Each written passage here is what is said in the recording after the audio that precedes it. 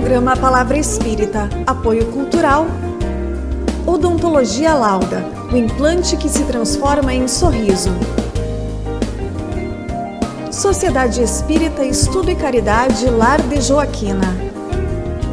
Goods e Cookie Casa Criativa, agora juntos para lhe surpreender ainda mais.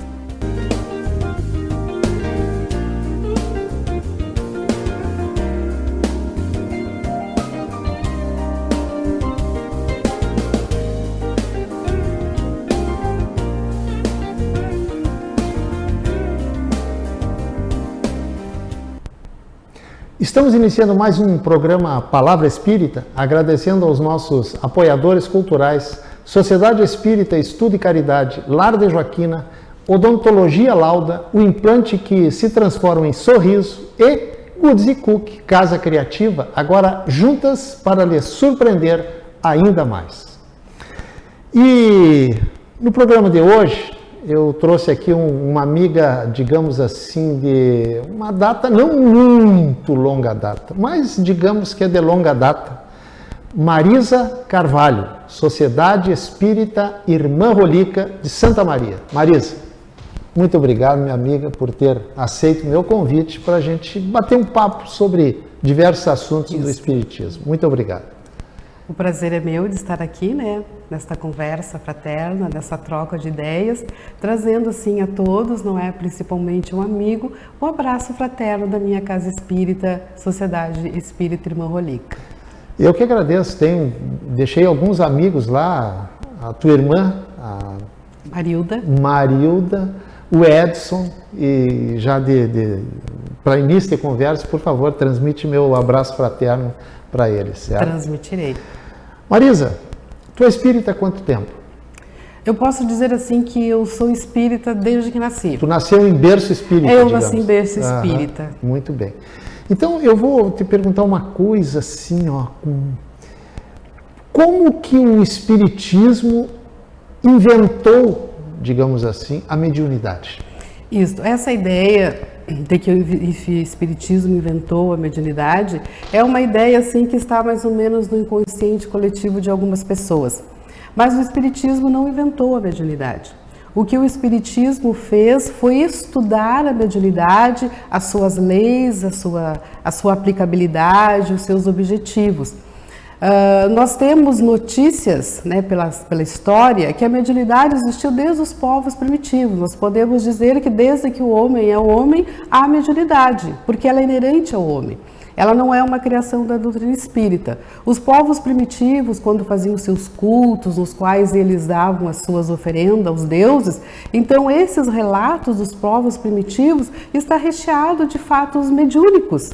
Que naquela época não se entendia, não sabia o que era, ficava ao nível do sobrenatural, do misterioso. Nós temos também os povos hindus também, que no livro dos Vedas, eles têm uma descrição assim detalhada da iniciação e da prática da doutrina espírita. Os egípcios também já conheciam a mediunidade de cura, e isso está relatado lá nos livros dos mortos. Nós temos os hebreus, que foi, para os hebreus a mediunidade era algo assim perfeitamente normal, e foi lá nos hebreus que nós temos na Bíblia muitos relatos de faculdades, assim, de efeitos físicos, de efeitos inteligentes. Com os hebreus veio o profetismo, que é uma espécie de mediunismo, que foi a partir do profetismo que foi criada a religião judaica. Com os hebreus nós temos Moisés, que era um médium notável, que através da mediunidade dele nós tivemos, até hoje, os 10 mandamentos, que é esse código que nós devemos seguir. Nós temos também relatos de mediunidade na Idade Média, quando houve a famosa caça às bruxas, as mulheres que tinham visões, que ouviam vozes, eram mortas na fogueira por causa da mediunidade. Nós podemos dizer, inclusive, que a doutrina espírita surgiu por causa da mediunidade. Foi a partir de fatos como as Exatamente. mesas girantes que Kardec passou a estudar esses efeitos, né, para ver o que é que tinha. Então, a partir daí, então, surge o termo mediunidade, que até então não existia. Então, a mediunidade não é invenção da doutrina espírita, ela independe da doutrina espírita, ela existiu muito antes da doutrina espírita. E eu vou te fazer uma pergunta aqui agora, ó, que é a seguinte: Jesus era médium? Jesus era um médium notável, né? Um médium assim espetacular, com toda, né, com todos os seus canais, com toda a vibração possível, com toda a pureza possível. Jesus era um médium. Tu falaste ali mediunidade e mediunismo. O que é uma coisa e o que é outra coisa? O termo mediunismo foi criado, a palavra mediunismo foi criada por Emmanuel para designar a mediunidade assim no seu primitivismo, assim no seu nascer da mediunidade. Então nós podemos dizer que a mediunidade, o mediunismo é os primórdios. Antes de Kardec estudar a mediunidade, colocar as suas regras, as suas leis, de ver como os fenômenos aconteciam, nós podemos dizer que antes disso há mediunismo. Podemos dizer também que há mediunismo agora, quando a mediunidade ela é praticada sem o objetivo providencial ao qual ela se destina. Quando ela é a prática pela prática, quando tem muita teoria, quando tem muito acho, quando não tem um estudo sério por trás da mediunidade, então ela acaba se tornando mediunismo. Dá para se dizer que o mediunismo é a mediunidade não estudada, por exemplo? Podemos dizer também que o mediunismo é a mediunidade não estudada.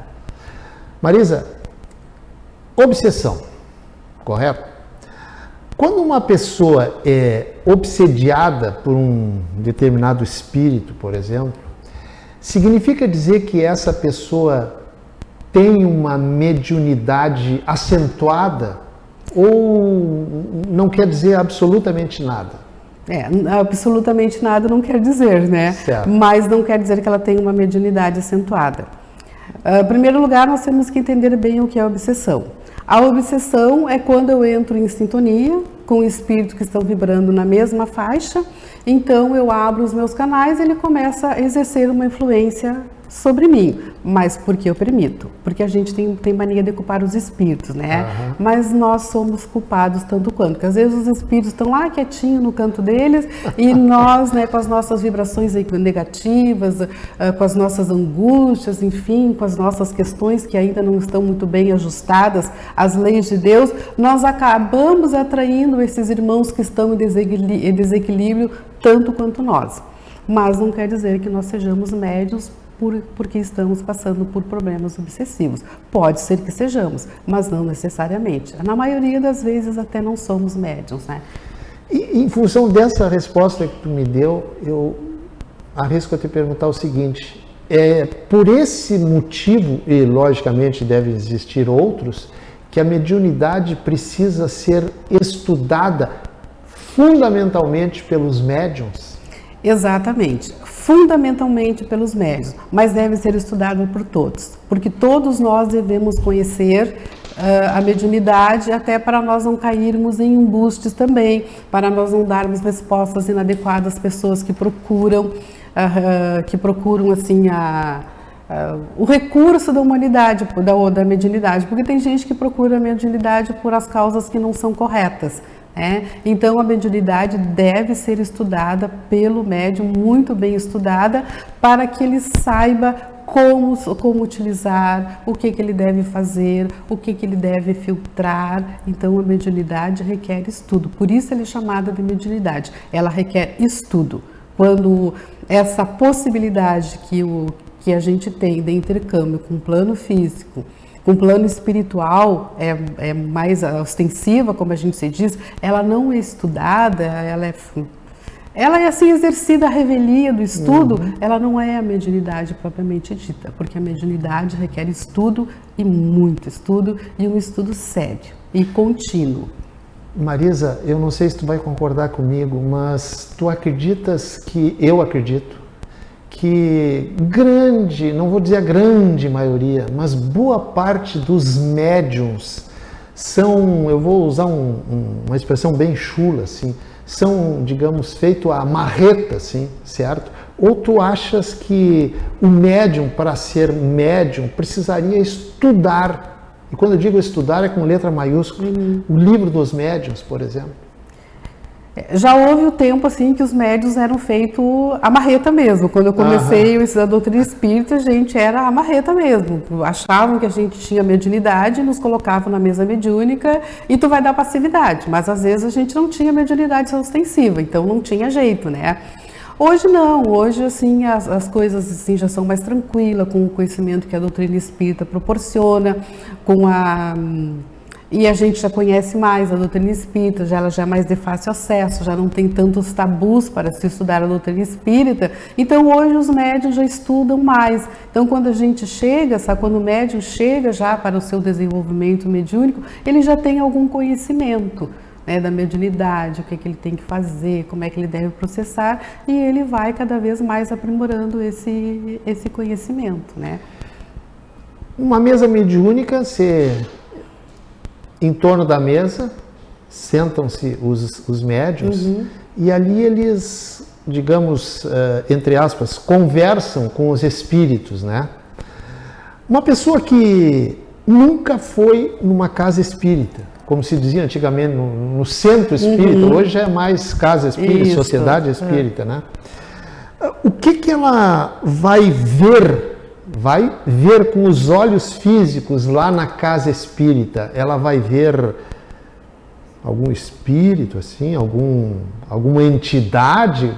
Para aquela pessoa que está nos assistindo e que nunca foi numa casa espírita, ou porque não teve oportunidade, ou não foi porque sentiu, de certa forma, medo dele, o que ela vai enxergar, o que ela vai ver lá na casa espírita? O que ela vai encontrar lá? Na reunião mediúnica? Não. De forma geral. De forma geral.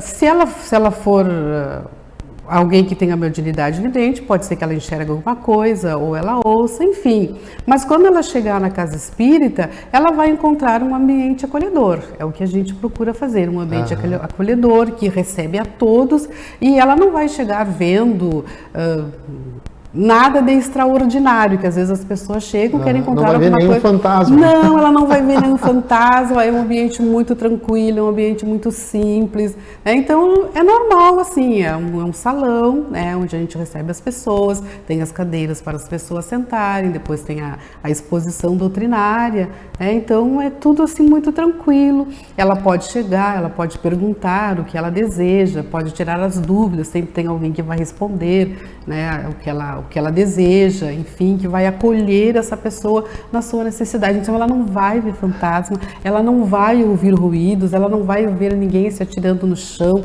ela não vai ver ninguém gritando. É um ambiente muito calmo, muito sereno. Não vai ver ninguém, como se diz assim, incorporando. Não, ela não vai ver ninguém incorporando, né? Até porque esse termo incorporando era um termo inadequado, né? Incorporar quer dizer entrar no corpo. Certo. E o espírito, quando vai se comunicar, ele não entra no nosso corpo. É tudo pela mente, né? E também outro motivo é que as nossas reuniões mediúnicas, por elas terem um caráter sério, elas são de caráter privado. Perfeito. Elas não são abertas ao público, porque ali nós vamos atender espíritos, são irmãos que já desencarnaram, que têm as suas necessidades, que têm as suas angústias, né, que trazem os seus problemas para compartilharem conosco, para serem aconselhados, enfim.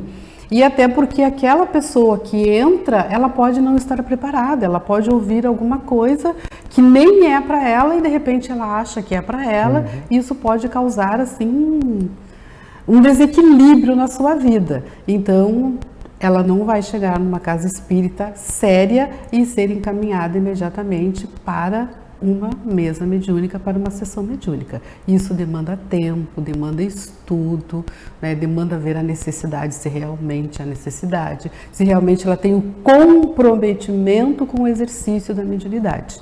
Perfeito. Marisa, o nosso primeiro bloco está encerrando, mas eu quero dizer para você que está nos assistindo que o nosso intervalo é menos de 1 minuto. Então, A partir de agora pode contar no relógio menos de 1 minuto que a gente já volta. Até daqui a pouco.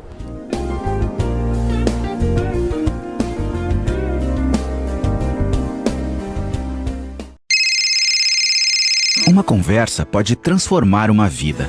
Por isso, compartilhe conosco aquilo que você não divide com mais ninguém. O CVV está com um número novo. Ligue 188. A ligação é gratuita de qualquer localidade do estado. Atendimento 24 horas. Disque 188 e converse com um de nossos voluntários. CVV, Centro de Valorização da Vida. A linha que faz você seguir em frente. Programa Palavra Espírita, apoio cultural. Odontologia Lauda, o implante que se transforma em sorriso.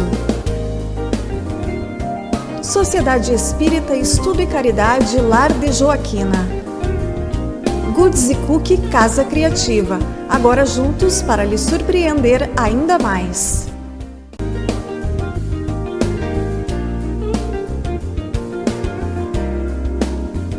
Estamos iniciando o segundo bloco do programa Palavra Espírita, em que está comigo hoje Marisa Carvalho, da Sociedade Espírita Irmã Rolica aqui de Santa Maria.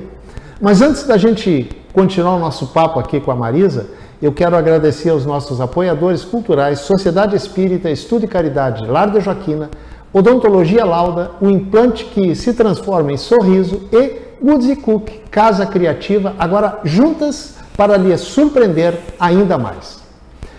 E quando encerrou o primeiro bloco, a Marisa estava falando sobre as reuniões na Casa Espírita, né? E eu vou perguntar para ela agora, Marisa, o que tem, digamos assim, por trás de uma Casa Espírita? A Casa Espírita que a gente enxerga é aquela casa, muitas vezes simples, né, Marisa? Mas eu quero saber por trás, o que os olhos físicos não enxergam. Não conseguem enxergar. E, digamos assim, ó, os trabalhos, as palestras, os passos, etc., estão marcados para iniciarem às 20 horas, por exemplo. Pode ser às 19, não interessa, às 20 horas. E os trabalhadores da casa normalmente chegam o quê? Meia hora antes, 15 minutos antes. E os trabalhadores da espiritualidade, eles também chegam junto com a gente, assim, às 15 para as 8. 7h30, etc e tal, às vezes meio atrasados. Como é que funciona isso? Não, eles não chegam junto conosco, gente, eles chegam muito tempo antes da gente. Inclusive, eles chegam antes da Casa Espírita Física estar sendo formada. Quando a nossa Casa Espírita chega a ser construída aqui no plano físico, eles já plasmaram no plano espiritual as atividades que a nossa casa vai desenvolver, o tipo de atividade que ela se destina. E depois, então, de ter sido criada aqui no plano físico, a estrutura física, eles continuam trabalhando incessantemente, planejando, nos ajudando a planejar o nosso trabalho, fazendo a higiene do nosso ambiente, colocando as defesas, né, na nossa casa espírita. É interessante a gente ler os livros de André Luiz, a série de André Luiz, que ele tem relatos, né, muito interessantes dos espíritos trabalhando dentro da casa espírita. Esse tempo que nós ficamos com as portas físicas fechadas, as nossas casas espíritas continuaram trabalhando. O plano espiritual continuou trabalhando assim incessantemente. Nas próprias reuniões mediúnicas, a gente tem os relatos dos hospitais que são construídos nas nossas casas espíritas pela espiritualidade para atender aqueles irmãos desencarnados que se comunicaram e até aqueles que estão sendo preparados para se comunicar. Então elas chegam muito antes. Quando a gente chega na casa espírita, a espiritualidade já fez um trabalho imenso. É um trabalho fantástico de acolhimento, de limpeza, de asepsia, de fortaleza, né? Ele também já preparou as pessoas que vão trabalhar, os médiuns, né, que vão transmitir os passes, a pessoa que vai fazer a exposição doutrinária, o atendente fraterno, e é um trabalho constante. A gente vai para casa dormir e a espiritualidade continua trabalhando. Eu sou uma pessoa muito má, correto? Eu não sou, mas digamos que eu sei, certo? eu entro na casa espírita desde que as portas estejam abertas fisicamente para mim, correto? Sim. Vai iniciar às 8 horas os trabalhos, eu chego lá às 5 para as 8, entro, ok, sento lá, etc e tal. Muito bem. Agora, o espírito, aquele maléfico, não maléfico porque ele é mau, não, é porque ele ainda tem muito pouco conhecimento, né? Que a maldade que ele faz está fazendo muito mais mal para ele do que propriamente para os outros. Esses espíritos muito atrasados, eles entram assim como eu na casa espírita, no âmbito, digamos, espiritual? Assim, ó, eles entram assessorado pelos espíritos superiores. Certo. Né? Para isso tem essa equipe espiritual, porque a gente sabe que a doutrina espírita, como, né, ela tem também os seus detratores, ela tem os seus inimigos materiais, mas também tem os seus inimigos espirituais. Então a equipe espiritual está lá para fornecer essa proteção. E esses espíritos que ainda estão distantes das leis de Deus, não por maldade, mas por ignorância, a espiritualidade se aproxima deles e tenta imantá-los em vibrações positivas para que eles possam ter condições de adentrar a sociedade espírita e ouvindo as doutrinárias e ir se beneficiando dos fluidos que lá são distribuídos, né? Às vezes ele entra por livre e espontânea vontade e lá ele acaba recebendo o que necessita. Outras vezes, né, exige uma negociação, uma conversa para que ele possa entrar, né? Marisa, tu é médium? Não médium ostensivo. Sim, não. Sim. Médium não significa dizer que todos os médios sejam ostensivos. Isso, porque, né? como diz Médium... Kardec, todos nós somos médios em maior ou menor grau, né? Exatamente. Eu te perguntei isso pelo seguinte, ó. Existe, tu como médium, digamos, tu perceber um primeiro, como é que eu vou dizer, um primeiro sinal, um primeiro sintoma em uma pessoa que foi à casa espírita, e tu dizer para tu chegar à conclusão de que por causa daquele sintoma ela precisa desenvolver a mediunidade? Não, seria uma responsabilidade muito grande. Já que a mediunidade requer estudo, eu não posso simplesmente olhar para a pessoa e dizer, tu é médium. Porque a mediunidade ele apresenta assim, a eclosão da mediunidade, ela apresenta muitos sintomas e é variado para cada pessoa. Eu não posso dizer isso é a mediunidade. Então, por isso que ela precisa frequentar os estudos, ela precisa ser observada, ela precisa ir se conhecendo. Então não posso chegar e dizer, tu é médium. Ah, mas eu enxergo coisas. Às vezes a pessoa se enxerga realmente porque ela tem a mediunidade ostensiva, mas outras vezes ela pode estar passando por um problema obsessivo.